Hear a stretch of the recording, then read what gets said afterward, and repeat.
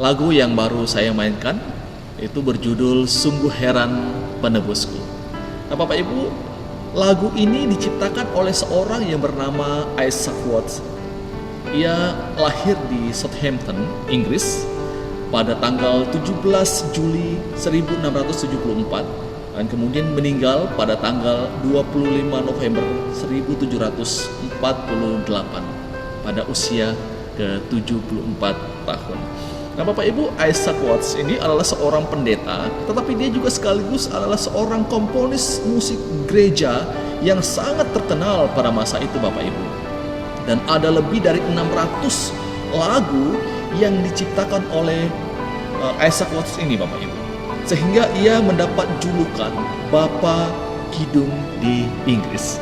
Nah, Bapak Ibu, nyanyian ciptaan yang dia ciptakan, Bapak Ibu, sangat berpengaruh besar terhadap gereja-gereja pada masa itu, dan bahkan juga gereja-gereja sampai pada hari ini. Dan salah satu lagu yang sangat populer, Bapak Ibu, adalah Joy to the World, lagu yang biasa dinyanyikan ketika hari Natal.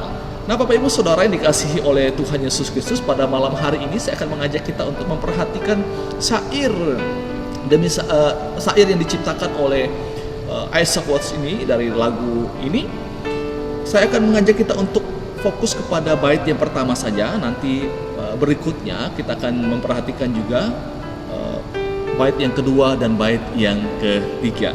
Nah, saya akan membacakan bait yang pertama untuk kita, Bapak Ibu. Syairnya seperti ini. Sungguh heran penebusku tersalib bagiku, ia curahkan darah kudus menghapus dosaku. Nah, Bapak Ibu Saudara yang dikasihi oleh Tuhan Yesus Kristus, dari bait pertama ini kita bisa melihat bagaimana Isaac Watts menyatakan keheranannya. Dia tidak habis pikir, bagaimana mungkin ada orang yang mau disalibkan, ada orang yang mau mencurahkan darahnya untuk orang-orang yang jahat, untuk orang-orang yang menjijikkan. Apalagi dia menyadari bahwa dia adalah orang yang berdosa, orang yang tidak pantas untuk dikasihi. Bagaimana mungkin Allah mau mengasihinya, sehingga dia menuangkan hal ini di dalam syair lagunya. Keheranannya akan kasih Allah kepada manusia yang berdosa. Dalam Roma pasal 5 ayat yang ke-6 sampai 8 mengatakan begini. Karena waktu kita masih melemah, Kristus telah mati untuk kita, orang-orang durhaka, pada waktu yang ditentukan oleh Allah. Sebab tidak mudah seorang mau mati untuk orang yang benar, tetapi mungkin untuk orang yang baik ada orang yang berani mati. Akan tetapi Allah menunjukkan kasih-Nya kepada kita oleh karena Kristus telah mati untuk kita ketika kita masih berdosa. Ayat firman Tuhan ini menyatakan kepada kita bahwa Allah mengasihi saya dan saudara bukan waktu kita sudah menjadi orang yang baik, bukan karena kita sudah ada perubahan dalam diri kita dari yang tidak baik menjadi baik. Justru Allah datang ke dalam dunia ini membawa perubahan dari yang tidak baik menjadi baik. Nah, Bapak Ibu, inilah yang kita lihat ketika Adam dan Hawa jatuh ke dalam dosa. Mereka bersembunyi, mereka menjadi takut. Allah lah yang berinisiatif datang mencari mereka.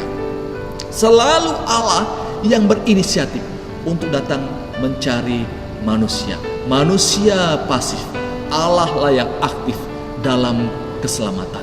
Itulah sebabnya firman Tuhan mengatakan, aku datang untuk mencari dan menyelamatkan yang hilang.